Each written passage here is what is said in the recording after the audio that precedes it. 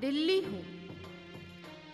मैं देख रही थी युद्ध क्षेत्र में महाराज पृथ्वीराज चौहान के हाथों मोहम्मद गौरी का घायल होना और कुतुबुद्दीन का जख्मी मोहम्मद गौरी को युद्ध क्षेत्र से लेकर भागना।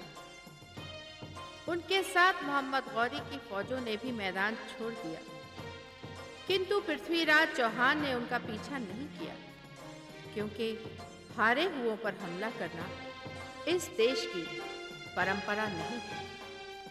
और फिर पृथ्वीराज चौहान को घायलों में मीर हसन मिला और मीर हसन ने अपने नमक का हक अदा करते हुए अपने मित्र पृथ्वीराज के सामने अपने प्राण त्याग दिए। जब चित्ररेखा को पता चला कि सामंत मीर हसन ने अपना कर्तव्य निभाते हुए इस देश की रक्षा के लिए अपनी जान निछावर कर दी, तो चित्ररेखा भी अपने मीर हसन से जा मिली। उधर घायल मोहम्मद गौरी बदले और जिल्लत की आग में जल रहा था। उसने तो अपनी हार के जिम्मेदार अपने अफसरों को मौत के घाट उतार दिया, और मैं देख रही थी कि वो अपनी पराजय की चोट को नहीं झेल पा रहा था। उसने अपनी पराजय स्वीकार नहीं की थी।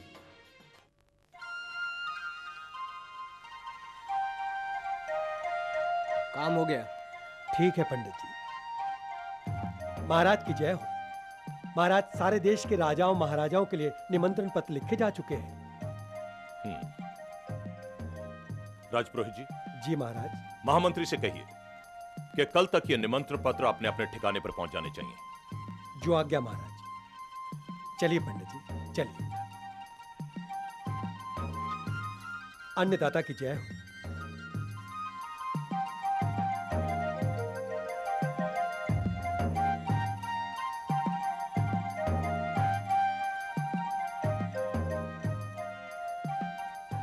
महाराज की जय हो। आइए आइए हमीर हाड़ा, कहिए कैसा समाचार है? एक बड़ा ही अशुभ समाचार है महाराज। अशुभ समाचार? इंद्रप्रस्थ के गुप्तचर समाचार लाए कि महाराज पृथ्वीराज चौहान ने सुल्तान मोहम्मद शहाबुद्दीन गौरी को तरावड़ी के युद्ध में बुरी तरह पराजित करके उन्हें मैदान छोड़ जाने पर विवश कर दिया है महाराज। क्या? महाराज ये भी सुना गया है कि इस विजय के उपलक्ष्य में इंद्रप्रस्थ के घर घर में घी के दिए जल रहे हैं। इस विजय अभियान से महाराज पृथ्वीराज चौहान की जय जयकार हो रही है। हमीर हाड़ा,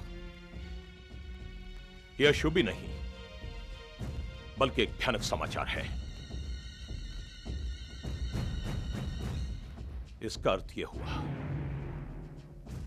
कि पृथ्वीराज चौहान का साहस और उसकी शक्ति और बढ़ गई है। उसकी इस बढ़ती हुई शक्ति को समाप्त करना होगा।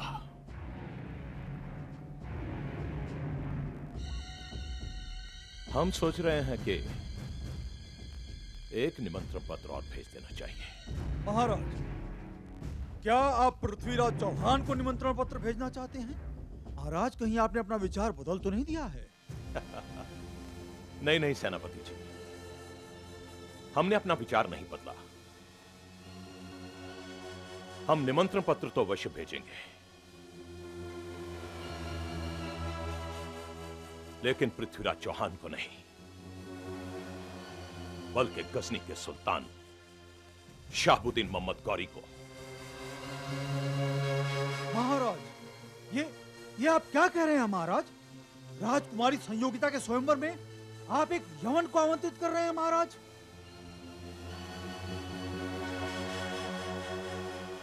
नहीं सेनापति जी, हम उन्हें आमंत्रित कर रहे हैं पृथ्वीराज चौहान पर आक्रमण करने के लिए। हम उन्हें आमंत्रित कर रहे हैं पृथ्वीराज चौहान से अपनी पराजय का बदला लेने के लिए, और हम उन्हें आमंत्रित कर रहे हैं इस धरती पर अपने सबसे बड़े शत्रु को हमेशा के लिए मिटाने के लिए। क्षमा करें महाराज, हमारी शत्रुता महाराज पृथ्वीराज चौहान के साथ है, और यह भी सत्य है कि शत्रु का शत्रु मित्र होता है। मगर जिस शत्रु को आप मित्र समझकर अपना निमंत्रण पत्र भेजने जा रहे हैं वो इस देश का रहने वाला नहीं है। महाराज वो एक विदेशी है, आक्रमणकारी है, हम सब का शत्रु है। मेरे विचार से आपका यह निर्णय उचित नहीं है। गोविंद राय, मुझे आपसे उचित अनुचित नीति अनीति की शिक्षा नहीं लेनी है, समझे आप? किंतु आपका यह निर्णय, अगर आपको हमारा यह निर्णय मंजूर नहीं है तो आप अपना थोक चाट कर जा सकते हैं पृथ्वीराज चौहान के पास। महाराज आपने सुना नहीं? जा सकते हैं आप।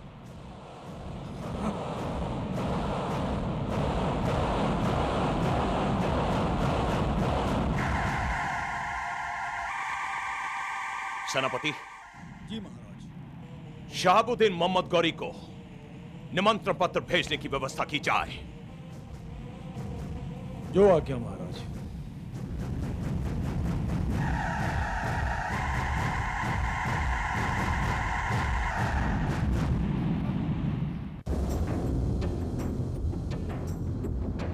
इसमें इतना क्रोधित होने की क्या आवश्यकता थी?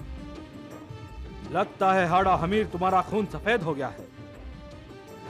अरे महाराज पृथ्वीराज चौहान के साथ हमारा विरोध शरण में आने वाले एक यवन व्यक्ति के लिए हुआ था, लेकिन अब महाराज जयचंद भी उसी आंधी को निमंत्रण देकर बुला रहे हैं जो इस देश की संस्कृति, सभ्यता और स्वतंत्रता का शत्रु है। हाँ हाड़ा हमीर, हम आपस में एक दूसरे के शत्रु हो सकते हैं, लेकिन हमारी रगों में जो लहू दौड़ रहा है वो तो एक ही मातृभूमि का है। हमारी शत्रुता तो दरिया की उन मौजों के समान है जो एक दूसरे से टकराती तो हैं लेकिन फिर एक हो जाती हैं। हाड़ा हमीर, महाराज पृथ्वीराज चौहान ने मोहम्मद गौरी के साथ जो युद्ध किया वो केवल इंद्रप्रस्थ की सीमा के लिए नहीं था, बल्कि सारे देश की सीमाओं के लिए था। हाड़ा हमीर,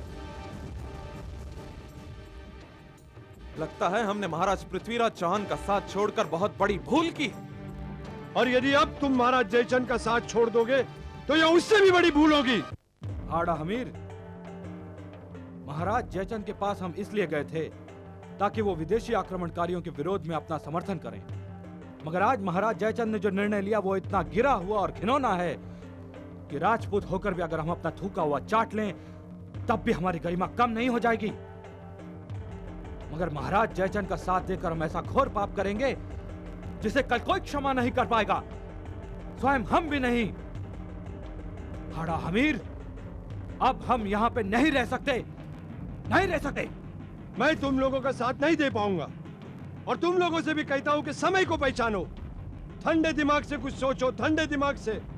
हाड़ा हमीर, दो पशु ऐसे होते हैं जो स्वामी भक्त कहलाते हैं, एक होता है घोड़ा और एक कुत्ता।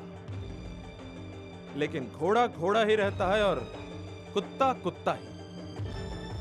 तुम यहाँ बैठ के अपनी दुम हिलाओ और उनके जूठे पत्तल चाटो। फजल राय, यदि मैं चाहूं तो इसी समय तुम लोगों को धरती का निवाला बना सकता हूं। ये भी करके देख लो हाड़ा हमीर, ये भी करके देख लो, मगर इतना याद रख लेना कि महाराज जयचंद को अपने न जाने कितने ही सैनिकों को कटवाना पड़ेगा जो हम नहीं चाहते, मगर जाते जाते हम तुम्हें तुम्हारी कुत्ते वाली स्वामी भक्ति का पुरस्कार अवश्य देते जाएंगे, अवश्य देते जाएंगे।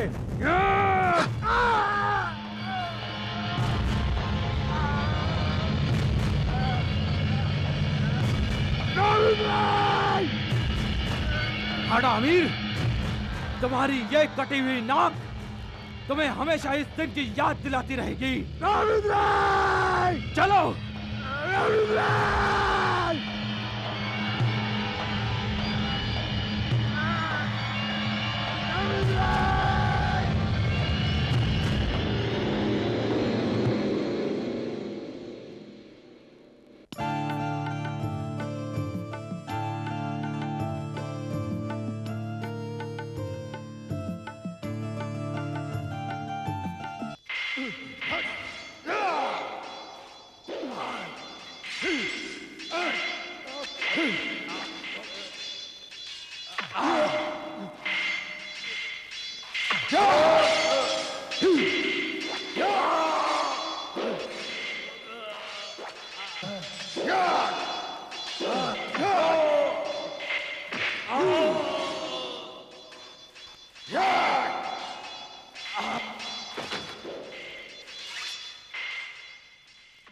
हट जाओ मेरे सामने से, निकल जाओ।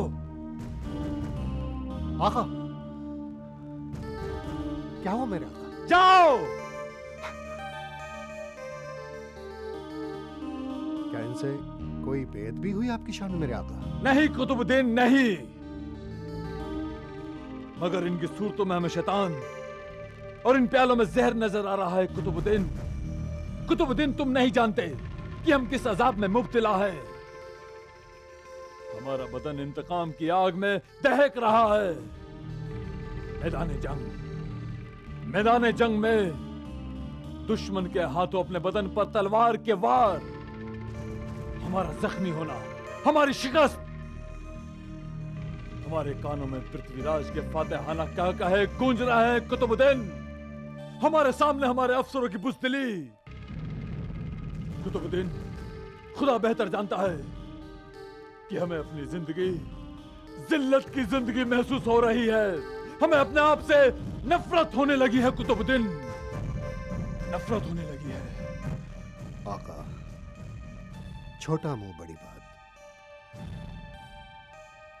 आप मेरी गुस्ताखी माफ कर दीजिएगा। ये रक्स व सुरूर, ये जाम, ये दिल बस्तगी के सामान, ये दुश्मन जान है, दुश्मन ईमान है। यही चीजें इंसान को कमजोर कर देती हैं। मेरे आका, इस गुलाम की दरख्वास्त है कि आप कुछ दिनों के लिए इन चीजों पर लानत भेजिए। आप अपने दादा मरहूम अलाउद्दीन जहांसोस को याद कीजिए। कहते हैं कि एक बार उन्हें भी ऐसे ही हालात का सामना करना पड़ा था। आपके खानदान पर गजनबियों के जुल्मों को याद करते हुए उन्होंने बारगाह खुदाबंदी में सर झुकाकर इन तमाम चीजों से तौबा कर ली थी। इन तमाम नियामतों को तर्क करके उन्होंने खुदा से अपनी फतेह की दुआ मांगी और वक्त पर अल्लाह ताला ने उनकी दुआ कबूल कर ली। हाँ मेरे आका, तारीख इस वाक़े की गवाह है। कुतुबुद्दीन, इस वक्त तुम्हारा यहां आना हमारे लिए वैसा ही है जैसे किसी प्यासे को रेगिस्तान में नखलिस्तान मिल जाए। या मेरे अल्लाह, अपने इस गुनहगार बंदे के तमाम गुनाहों को माफ कर दे।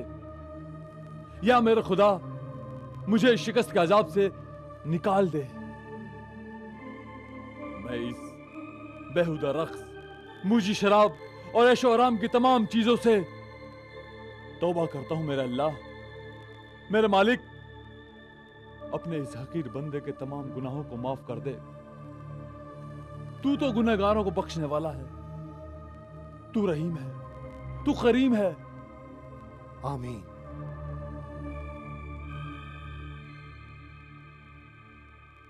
सुल्तान आली का इकबाल बुलंद हो।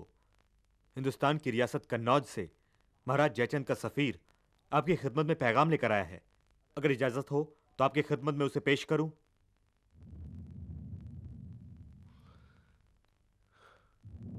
मेरे आका, इस रियासत कन्नौज और इंद्रप्रस्थ में अजली दुश्मनी है। ये बात ये गुलाम अच्छी तरह जानता है कि महाराज जयचंद पृथ्वीराज चौहान को अपना सबसे बड़ा दुश्मन तस्वुर करते हैं। सफीर को अंदर भेज दो। जो हुक्म सुल्तान आली।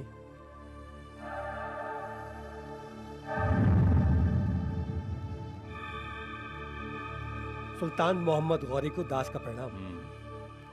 कन्नौज नरेश महाराज जयचंद की ओर से भेंट स्वीकार करें।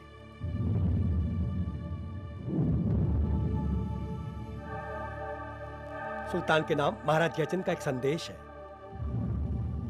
इस संदेश को आप खुद ही पढ़कर सुनाइए। जो आज्ञा। सुल्तान शाहबुद्दीन मोहम्मद गौरी की खिदमत में उनके मित्र जयचंद का प्रणाम। जब मार्ग में चलते हुए दो यात्रियों का लक्ष्य एक ही हो तो ऐसे में उन दोनों यात्रियों को एक दूसरे की ओर मित्रता का हाथ बढ़ाकर अलग अलग चलने की बजाय साथ साथ चलना चाहिए। तब दोनों मिलकर अपने लक्ष्य को आसानी से प्राप्त कर सकते हैं। हम दोनों का लक्ष्य भी एक ही है, हम दोनों का दुश्मन भी एक ही है, और वो है पृथ्वीराज चौहान।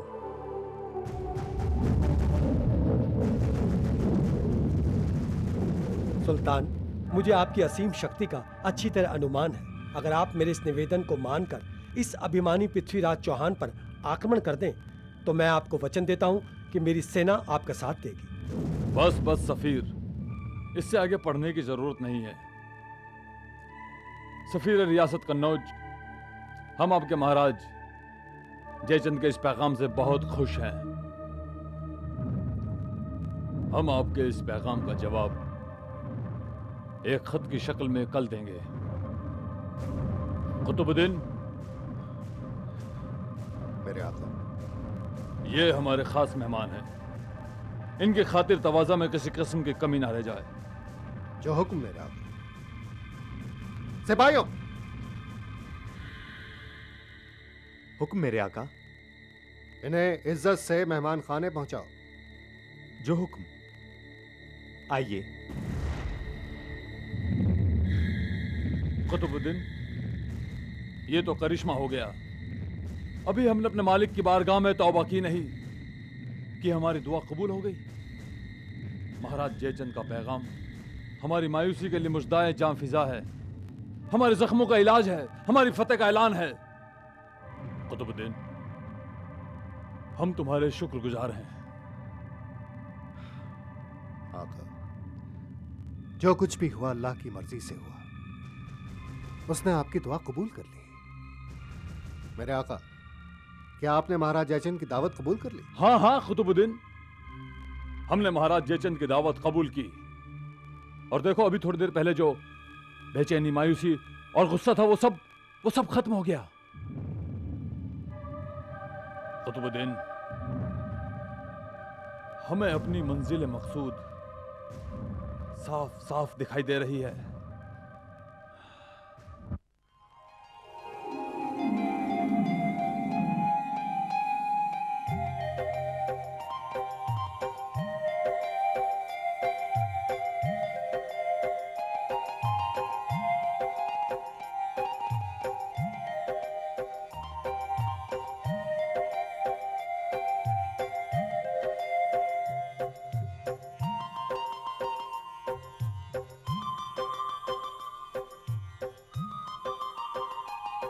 राजकुमारी, अरे चकोरी, कहाँ थे तुम? हमारी तो जान पर बनाई है। लीजिए, मैं आप ही का काम करने तो गई थी और आप पूछ रही हैं मैं कहाँ थी। ओह हाँ, तुम्हारी भेंट हुई महाराज पृथ्वीराज चौहान से? हाँ राजकुमारी, मेरी भेंट उनसे हुई रण क्षेत्र में। रण क्षेत्र में? तुमने उन तक हमारा संदेश तो पहुंचाया ना? मैं आपका संदेश पहुंचाने ही तो गई थी वहां। चकोरी,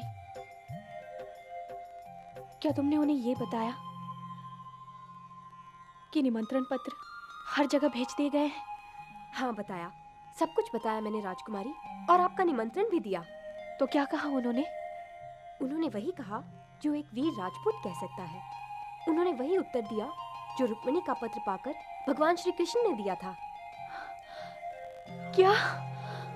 हाँ, उन्होंने वचन दिया है कि वो स्वयंवर में अवश्य आएंगे। लेकिन वो तो युद्ध क्षेत्र में है। हाँ, उन्होंने यही तो कहा है कि वो इस युद्ध को जितनी जल्दी हो सके जीत कर स्वयंवर में पहुंच जाएंगे। चकोरी, तूने सिर्फ हमारे इस जन्म की ही नहीं बल्कि हमारे 100 जन्मों की मित्रता का कर्तव्य निभाया है। अब हमें कोई डर नहीं है। पर तू ये तो बता कि उन्होंने और क्या कहा? मैंने जैसे ही उन्हें बताया कि महाराज जयचंद सभा के मुख्य द्वार पर द्वारपाल के स्थान पर उनका पुतला रखेंगे, तो जानती हो वो क्या बोले? उन्होंने मुस्कुरा के कहा कि वो द्वारपाल के रूप में कैसे लगते हैं ये देखने वो अवश्य आएंगे। हाँ चकोरी, हम महाराज पृथ्वीराज चौहान को भी जानते हैं और उनके वचन को भी जानते हैं। हम ये भी जानते हैं कि वो कन्नौज भी पहुंच जाएंगे।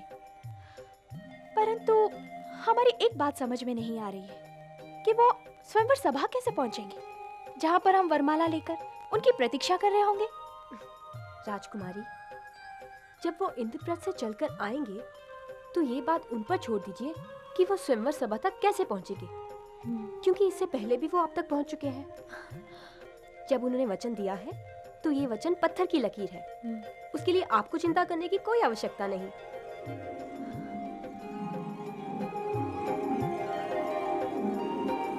महाराज, युद्ध हुआ और उस युद्ध में आप विजयी भी हुए। मगर महाराज, युद्ध के आरंभ होने से पहले आपने किसी को कोई वचन दिया था। हाँ मित्र चंद्रवरदाई, वचन तो हमने अवश्य दिया था, किंतु युद्ध इतनी जल्दी समाप्त हो जाएगा ये तो हमने सोचा ही नहीं था। मगर हमारे वचन को याद दिलाने की आवश्यकता कहीं इसलिए तो नहीं पड़ी कि हमारा मित्र चंद्रवरदाई अपनी चकोरी से मिलने के लिए बेचैन है। चिंता ना करो मित्र, स्वयंवर तो राजकुमारी संयोगिता का है। आपने सत्य कहा महाराज, स्वयंवर तो राजकुमारी संयोगिता का है। और सच पूछा जाए तो मुझे चिंता चकोरी की नहीं, राजकुमारी संयोगिता की है महाराज।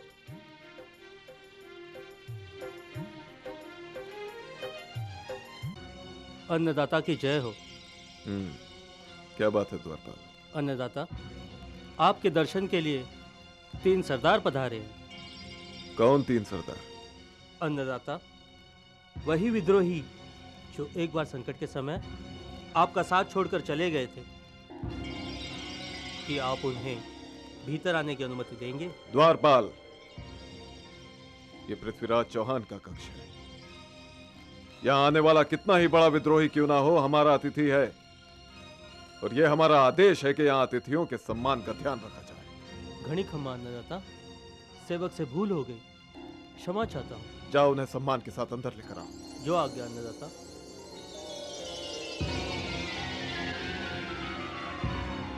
महाराज, मैं आपको बाल्यकाल से देखता आ रहा हूं, किंतु फिर भी ऐसा लगता है कि आपको पूरी तरह समझने के लिए एक आयु पर्याप्त नहीं है। त्राहिमाम महाराज, त्राहिमाम। महाराज, घनी खम्मा अन्नदाता। अरे रे, उठिए। क्या कर रहे हैं आप लोग? एक राजपूत दूसरे राजपूत के सामने इस तरह घुटने टेक दे, यह बात अच्छी नहीं है। इस दरबार ने सदैव ही वीरों का आदर किया है। आप लोग हमारे लिए कल भी आदरणीय थे और आज भी आदरणीय है। नहीं महाराज, नहीं। हम तो उन निर्कष्ट व्यक्तियों में से हैं जो आपका साथ उस समय छोड़कर चले गए थे जब आपको हमारी अधिक आवश्यकता थी। किंतु विश्वास कीजिए महाराज, कन्नौज नरेश महाराज जयचंद के दरबार में हमारे मुख पर अपमान के वो तमाचे पड़े जिसकी गूंज से हमारी आत्मा हमें धिक्कार रही है। अब तो ये जीवन जीने के योग्य भी नहीं रहा महाराज, नहीं रहा। महाराज, उठाइए तलवार और हमारे शीश को हमारे तन से अलग कर दीजिए। हमें हमारे पापों का दंड मिल जाएगा और हमारी आत्मा इस पाप से मुक्त हो जाएगी। महाराज, मुक्त हो जाएगी। ये क्या कह रहे हो गोविंदराय? ऐसा न कहो। आपने अपने यहां मीर हसन को शरण दी थी और हमने इसी बात पर आपसे विद्रोह किया था महाराज। मगर मीर हसन ने जिस प्रकार अपने भाई मोहम्मद गौरी के विरुद्ध लड़ते हुए अपने प्राण त्याग दिए महाराज, इससे उनकी आपके और इंद्रप्रस्थ के प्रति वफादारी सिद्ध हुई।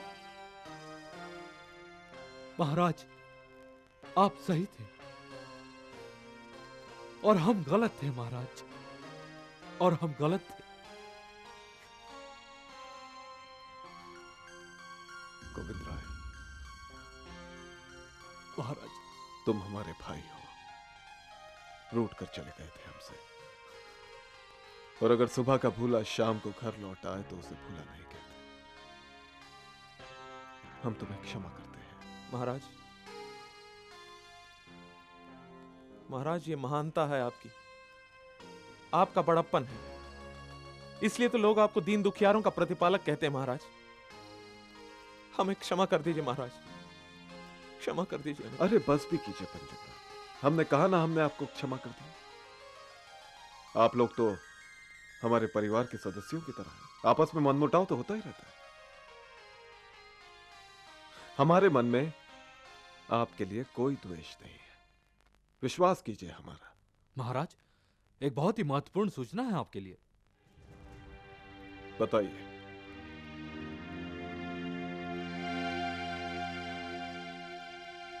महाराज, कन्नौज नरेश महाराज जयचंद ने गजनी के सुल्तान शहाबुद्दीन मोहम्मद गौरी को आप पर आक्रमण करने का निमंत्रण दिया है महाराज।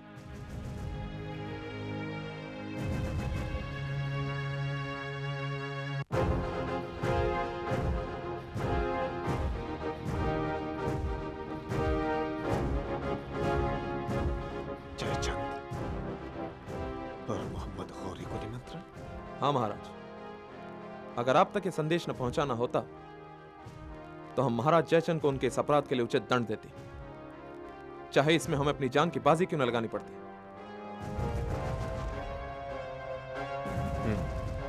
महाराज, ये तो बड़ी चिंता का समाचार है। इसमें इतनी चिंता की आवश्यकता नहीं है मित्र। महाराज, हमारे अपने देश के किसी राजा ने किसी विदेशी को हम पर आक्रमण करने के लिए बुलाया। ये नीति इस देश के लिए इतनी घातक हो सकती है, इसका कन्नौज नरेश महाराज जयचंद को अनुमान नहीं है। चंद्रवरदाई, कन्नौज नरेश महाराज जयचंद से और क्या अपेक्षा की जा सकती है? महाराज, महाराज, हमें अभी से इन विदेशी आक्रमणकारियों के आक्रमण का जवाब देने के लिए तैयारी आरंभ कर देनी चाहिए महाराज। चिंता न करो गोविंद राय, जिसके पास तुम जैसे वीर राजपूत सामंत हो, उसे किसी तरह की तैयारी की कोई आवश्यकता नहीं। और फिर हम मोहम्मद गौरी को ऐसी मात दे चुके हैं कि वो दोबारा इस क्षेत्र की ओर झांकने का साहस भी नहीं करेगा। महाराज, हारा हुआ शत्रु चोट खाए हुए बैरी नाग की तरह होता है, उससे सावधान रहना चाहिए। और हमें नाग का फन कुचलना आता है चंद्रवरदाई, बहुत अच्छी तरह आता है।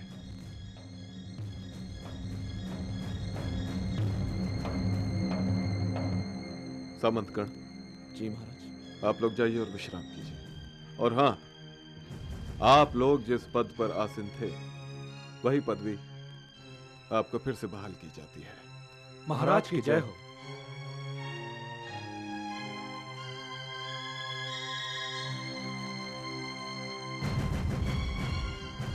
अब क्या करेंगे महाराज? एक और राजकुमारी संयोगिता के स्वयंवर का निमंत्रण और दूसरी ओर युद्ध के संकट की चेतावनी। युद्ध का संकट तो इस समय हमसे बहुत दूर है मित्र, लेकिन सबसे पहले हमें अपना वचन पूरा करना है। वो वचन जो हमने चकोरी के द्वारे राजकुमारी संयोगिता को दिया है।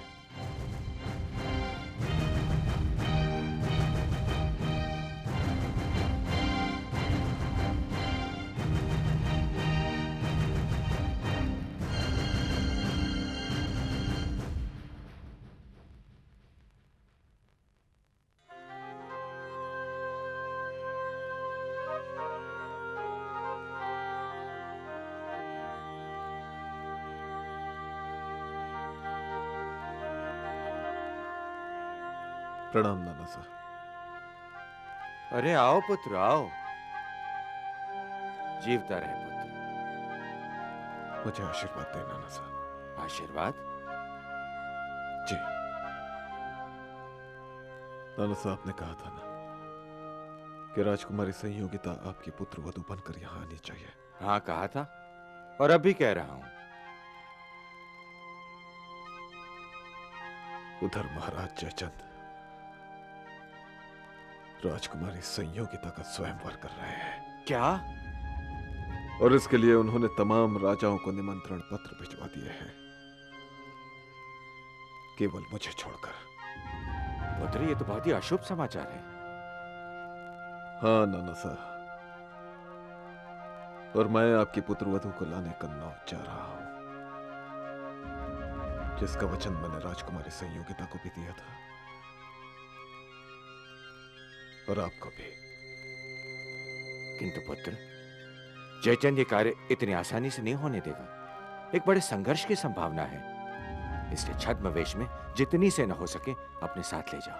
नहीं नाना साहब नहीं, ये वचन केवल मेरा है और इसे पूरा करना केवल मेरा कर्तव्य है।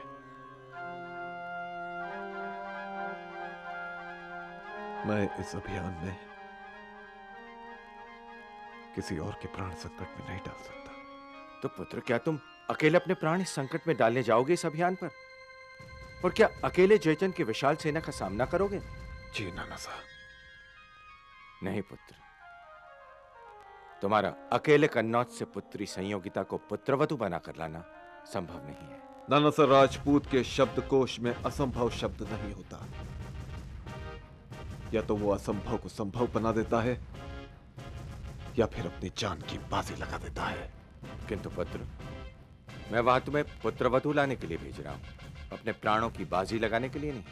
पुत्रवधु तो अवश्य आएगी नाना साहब। अब वो कैसे आएगी ये आप अपने पुत्र पर छोड़ दीजिए। पुत्र, मैं जानता हूं कि ना तो मैं तुम्हें कन्नौज जाने से रोक सकता हूं और ना ही मैं तुम्हारे संकल्प को बदल सकता हूं। पुत्र, जिस दिन तुम पुत्रवधु को लेकर इंद्रप्रस्थ वापस लौटोगे, उसी दिन तुम दोनों को आशीर्वाद देकर महारानी समेत संन्यास लेकर मैं बद्रिकाश्रम चला जाऊंगा।